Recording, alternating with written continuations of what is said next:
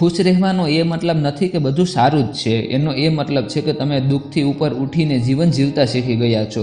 મિત્રો, એક નાનકડી વાર્તા છે એક વૃદ્ધ સ્ત્રીની, તેની મૃત્યુ થઈ ગઈ। યમરાજ આવ્યા એમની આત્માને લેવા, તો તે વૃદ્ધ સ્ત્રીએ યમરાજને પૂછ્યું કે તમે મને એ તો કહો કે તમે મને ક્યાં લઈ જાઓ છો, સ્વર્ગમાં લઈ જાઓ છો કે નર્કમાં? યમરાજે કહ્યું કે તમે આખું જીવન ભગવાનની ભક્તિ કરી, લોકોની મદદ કરી, એટલે ભગવાન તમારાથી ખુશ છે અને તમને ભગવાન પોતાની પાસે પોતાના ધામ પર બોલાવ્યા છે, એટલે હું તમને ના સ્વર્ગ ના નર્ક ભગવાનના ધામ પર લઈ જઈશ। તો તે વૃદ્ધ સ્ત્રી ખૂબ જ ખુશ થઈ અને કહેવા લાગી કે મારી ઈચ્છા હતી કે હું સ્વર્ગ અને નર્ક જોઉં, બંને કેવું છે।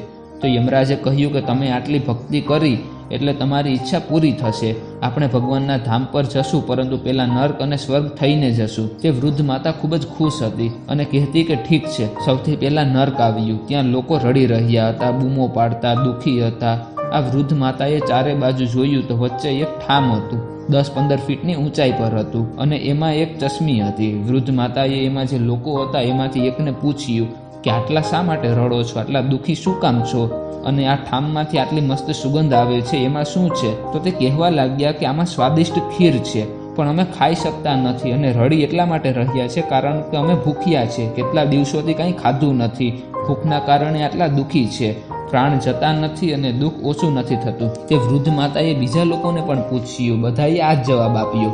તો તે વૃદ્ધ માતા ત્યાંથી નીકળી ગયા અને સ્વર્ગમાં ગયા। સ્વર્ગમાં ગયા તો હસવાનો અવાજ આવતો, બધા ખુશ હતા, હસી મજાક કરતા। આ વૃદ્ધ માતાએ ચારે બાજુ જોયું તો એમને દેખાણું કે વચ્ચે એક એવું જ ઠામ છે જે નર્કમાં હતું, એટલી જ ઊંચાઈ પર છે અને એવું જ છે, પણ લોકો ખુશ હતા। તો આ વૃદ્ધ માતાએ ત્યાં લોકોને પૂછ્યું કે આ ઠામમાં શું છે? તો લોકોએ કહ્યું એમાં આજે ખીર છે। માતા સમજી ગયા કે સેમ સિચ્યુએશન છે, બંને જગ્યાએ એ જ વસ્તુ છે। તો વૃદ્ધ માતાએ કહ્યું કે તમે ત્યાં પહોંચી નહીં શકતા હોય, આટલી ઊંચાઈ પર છે, એટલા માટે ભૂખમાં દુઃખી હશો, ખાવાનું નહીં મળતું હોય, તો પણ તમે બધા ખુશ છો।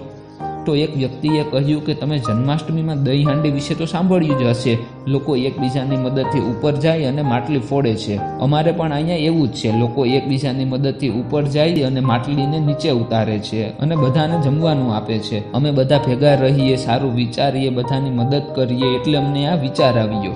તે વૃદ્ધ માતા સમજી ગઈ કે પ્રભુએ બંને માટે એક જ પરિસ્થિતિ રાખી, પરંતુ પોતાના જ કર્મોના કારણે કોઈ સ્વર્ગનું સુખ ભોગવે છે તો કોઈ નર્કનું દુઃખ। નાનકડી વાર્તા છે પણ ઘણું સમજાવે છે કે સિચ્યુએશન સેમ રહેશે, પ્રોબ્લેમ સેમ રહેશે, પણ તમે કેવી રીતે વિચારો છો એ મહત્વનું છે। ભગવાન માટે બધા એક સમાન છે, બધાને એક સરખી જ પ્રોબ્લેમ આપી છે, પણ કોઈ પ્રોબ્લેમ જોઈને રડવા લાગે તો કોઈ પ્રોબ્લેમનો રસ્તો ગોતી લે છે। તો પ્રોબ્લેમથી ભાગવાનું બંધ કરો, મહેનત કરો, આગળ વધો અને એક સફળ વ્યક્તિ થાવ। તો આજની વિડીયોમાં એટલું જ। વિડીયો પસંદ આવ્યો હોય તો લાઇક કરો, શેર કરો અને ચેનલમાં ન હોય તો સબસ્ક્રાઇબ કરો। તો મળીએ બીજી વિડીયોમાં, ત્યાં સુધી ગુડ બાય।